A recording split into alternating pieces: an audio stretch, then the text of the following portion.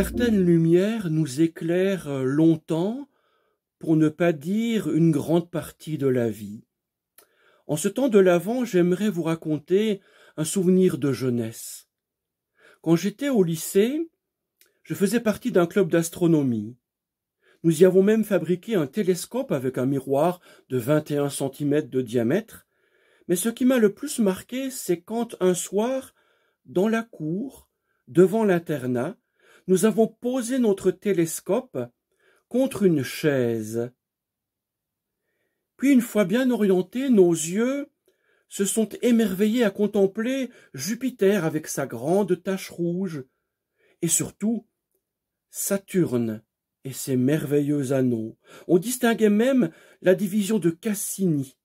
C'était pour moi une forte émotion, un spectacle inoubliable au creux de la nuit.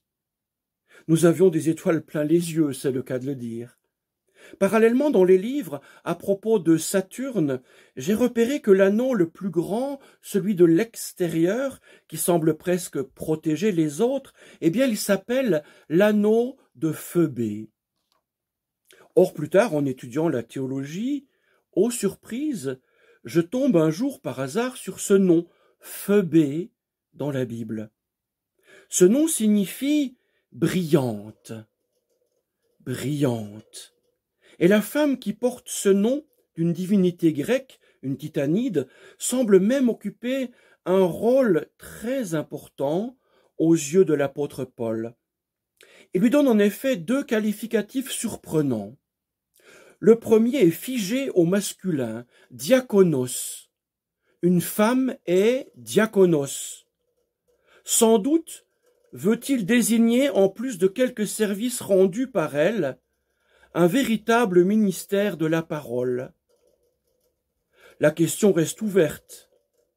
Il dit aussi qu'elle était prostatis, protectrice.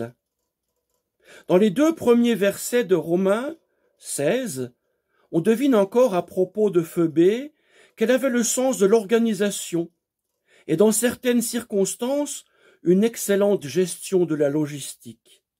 Elle pouvait donc rendre service à Paul en préparant son éventuelle expédition de Rome jusqu'en Espagne. Phœbé semblait bien motivée en tout cas pour que la lumière de l'Évangile voyage encore plus loin, dans l'espace et dans le temps. Puisse cette lumière éclairer aussi votre chemin aujourd'hui.